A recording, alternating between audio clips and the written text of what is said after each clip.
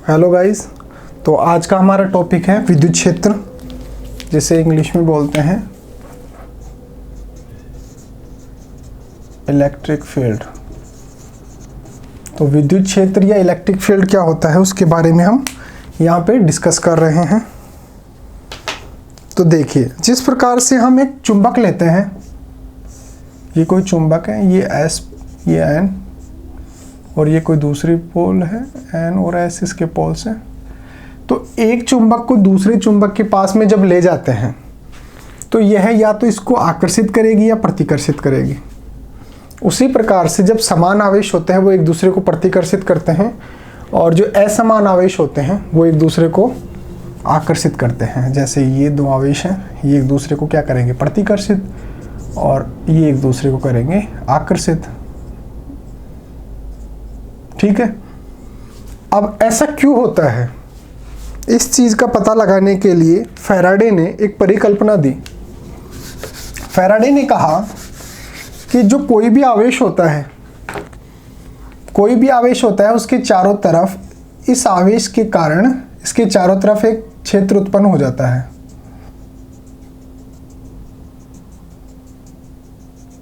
और ये क्षेत्र ऐसा होता है कि अगर इस क्षेत्र के अंदर अगर कोई दूसरा आवेश प्रवेश करता है तो यह जो आवेश है ये उस पर आकर्षण या प्रतिकर्षण का बल आरोपित करेगा। अगर वो आवेश समान है तो उसको प्रतिकर्षित करेगा और अगर आवेश असमान है तो उसको आकर्षित करेगा। तो इसके चारों ओर का जो ये क्षेत्र है जिसके अंदर अन्य कोई आवेश आते ही आकर्षण या प्रतिकर्षण बल अर्थात जो विद्युत बल है उसका महसूस करता है, उसे बोलते हैं विद्युत क्षेत्र। तो अगर इसकी परिभाषा की बात करें तो परिभाषा क्या देंगे, किसी आवेश के चारों ओर का वह क्षेत्र जिसमें अन्य आवेश आकर्षण या प्रतिकर्षण बल महसूस करता है। तो ये जो आवेश है इसके चारों ओर का वह क्षेत्र जिसके अंदर कोई अन्य आवेश आता है तो वो आकर्षण या प्रतिकर्षण अर्थात वैद्युत बल का अनुभव करेगा। इसे ही हम बोलते हैं विद्युत क्षेत्र। अब बात करते हैं कि जो विद्युत क्षेत्र होता है वो कैसी राशि होती है। ये राशि कैसी होती है, ये होती है सदिश। अब सदिश राशि होती है तो इसकी जो दिशा होगी वो कैसे कैलकुलेट करेंगे कि जो विद्युत क्षेत्र है ये कोई आवेश है, यहाँ पे कोई धन परीक्षण आवेश मानते हैं Q0 और इस पर जो बल लगाएगा तो इस जो बल की दिशा होगी वही इस विद्युत क्षेत्र की दिशा भी होगी। तो ये राशि कैसी है, सदिश राशि है और इसकी दिशा क्या होगी, जो धन परीक्षण आवेश है उस पर ये जो बल लगाएगा उसकी जो दिशा होगी वही इसकी विद्युत क्षेत्र की भी दिशा होगी। अब इसका जो गणितीय रूप होता है, अब ये तो हमने बात कर ली कि कोई अन्य आवेश होगा इस क्षेत्र के अंदर आएगा तो जो ये चारों तरफ का जो क्षेत्र होता है ये होगा विद्युत क्षेत्र। इसका मान कितना होता है, मान निकालने के लिए हम इसका गणितीय रूप देखते हैं और गणितीय रूप को क्या बोलते हैं, विद्युत क्षेत्र तीव्रता। यानी कि किसी भी बिंदु पर जो विद्युत क्षेत्र है उसका मान कितना है उसे बोलते हैं विद्युत क्षेत्र की तीव्रता। अब विद्युत क्षेत्र की तीव्रता पढ़ते हैं, विद्युत क्षेत्र की तीव्रता। देखिए, जो आवेश होता है उससे किसी बिंदु पर एक कूलाम आवेश पर जो ये आवेश उस पर बल लगाएगा उसे ही हम बोलते हैं विद्युत क्षेत्र की तीव्रता। जैसे ये कोई प्लस आवेश था, ये कोई बिंदु है A, इस पर हम विद्युत क्षेत्र की तीव्रता ज्ञात करना चाहते हैं तो हम यहाँ पे क्या करेंगे कि एक कूलाम का कोई आवेश रख लेंगे।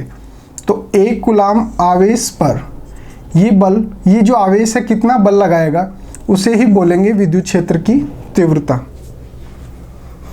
देखिए जो विद्युत क्षेत्र की यहाँ पे जो तीव्रता देख रहे हैं ये इसके पास में तो है ज़्यादा, और जैसे जैसे इससे दूर जाते जाएंगे इसकी तीव्रता कम होती जाएगी। ठीक उसी प्रकार से जैसे एक चुंबक के पास जब दूसरे चुंबक को धीरे धीरे पास में लाया जाता है तो उसको तेजी के साथ वो आकर्षित या प्रतिकर्षित करने लगती है, क्योंकि दूरी बढ़ने के साथ उनमें आकर्षण या प्रतिकर्षण का जो मान होता है वो घटता रहता है। तो विद्युत क्षेत्र की तीव्रता पढ़ रहे थे। विद्युत क्षेत्र की तीव्रता का जो परिभाषा होती है वो क्या होती है? किसी विद्युत क्षेत्र में स्थित किसी बिंदु पर विद्युत क्षेत्र की तीव्रता उस बिंदु पर रखे इकाई धन परीक्षण आवेश पर लगाए गए बल के बराबर होता है। ये हम धन परीक्षण मान लेते हैं Q0 और ये है Q। इस पर ये जो बल लगाएगा, अब ये बल का मान हम कैसे कैलकुलेट करेंगे, इन दोनों के मध्य में कितना बल कार्य करेगा ये हम ज्ञात करेंगे कूलाम के नियम से। K Q0 upon R square. यहाँ पे ये मध्य की दूरी जो है हम R मान लेते हैं। ठीक है, ये हो गया। अब E बराबर क्या होगा? F upon Q0। यहाँ पे परिभाषा से देख सकते हैं, अगर इसको 1 कर लेते हैं, 1 कूलाम कर लेते हैं तो E का मान F के बराबर होगा। कहने का मतलब ये है कि इकाई धन परीक्षण आवेश पर लगाया गया बल उस बिंदु पर विद्युत क्षेत्र की तीव्रता कहलाती है। तो E इज इक्वल टू क्या हो गया? F upon Q0। तो यहाँ पर हम F का मान रखेंगे ये वाला, तो ये क्या हो जाएगा? K Q0 upon Q0। Q0 से Q0 कैंसिल और E इज इक्वल टू क्या आ जाएगा? K Q upon R square.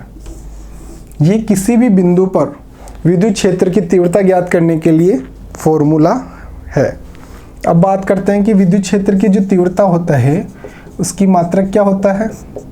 तो F अपॉन Q इसका फॉर्मूला है E का। E क्या है? विद्युत क्षेत्र की तीव्रता। F अपॉन Q होता है, F को क्या बोलते हैं? न्यूटन। F का मात्रक क्या होता है? न्यूटन। और Q का मात्रक कूलाम।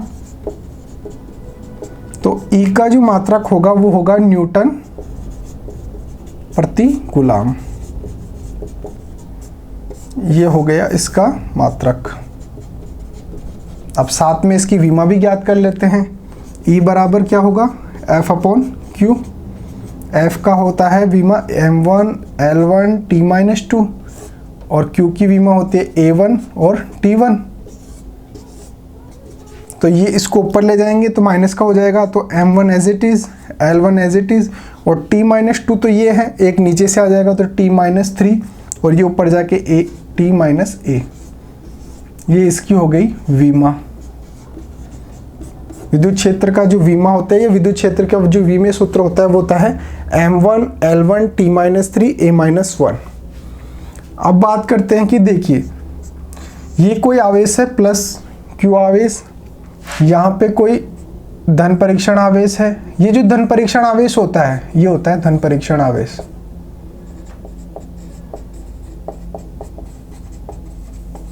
और इसको बोलते हैं स्रोत आवेश।